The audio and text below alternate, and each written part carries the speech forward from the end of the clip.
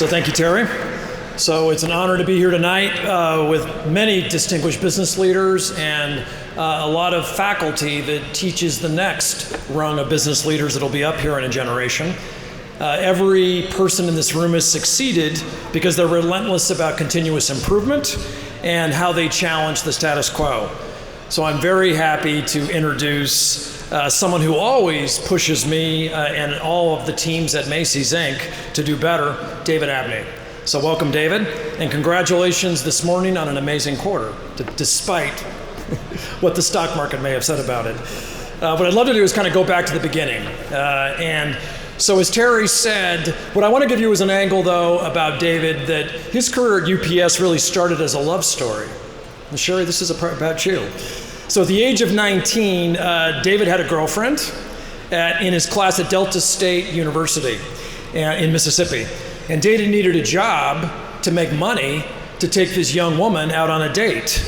So he took a part-time job as a package loader at a small UPS facility near Delta State. So here we are, we're gonna, as Terry said, we're gonna flash forward 40 years, 4 decades, countless cities, lots of positions later, and Sherry and David are still together. They're active philanthropic boosters at Delta State, and they founded an international business symposium that gives Delta State students access to business leaders from around the world.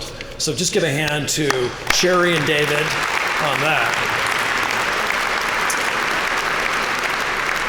So, as Terry said, David is now the chairman and chief executive officer of the world's largest delivery company, which is UPS.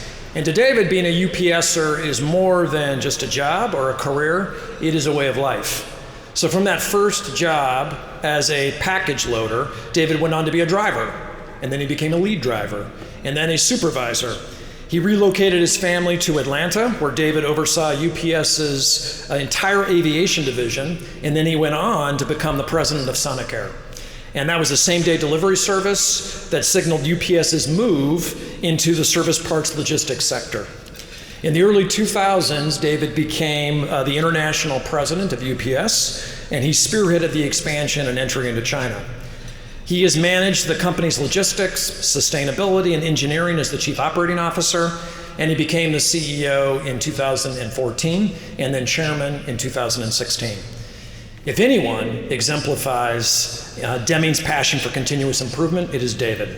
He has worked in virtually every corner of the company, in facilities, in logistics, in trucks, overseas corporate offices.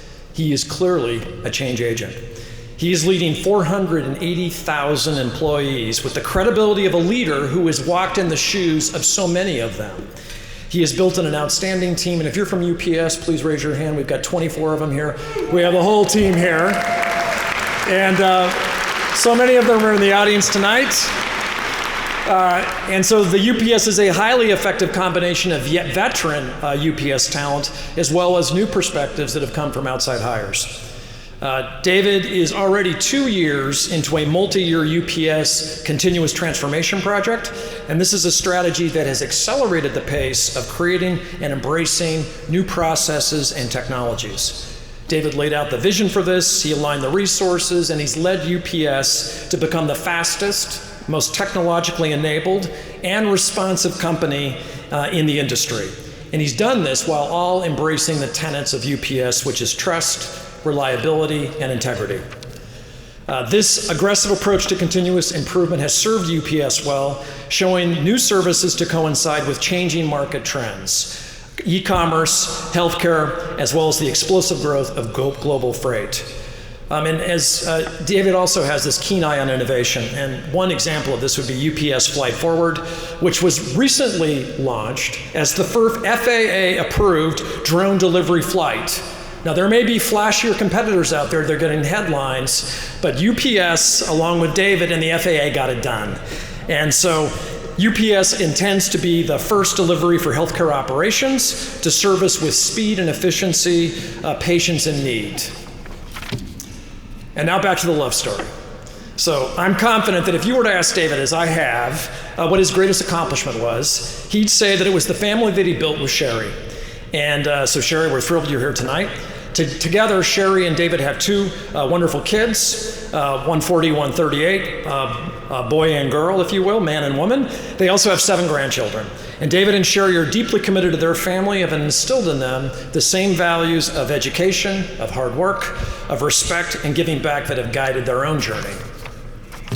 I've had the pleasure over the past year and a half of working with David on the Macy's Board of Directors, and what I can tell you is that he is phenomenal. He's got candor, he gives me high counsel that's of high value, and I can confidently say that David operates with integrity, the true desire to motivate and elevate those around him, and that is why he is so deserving of the Deming Cup. Ladies and gentlemen, I introduce you to David Abney, one of the most respected CEOs, so humble, philanthropic, and a very inspirational leader. David Abney.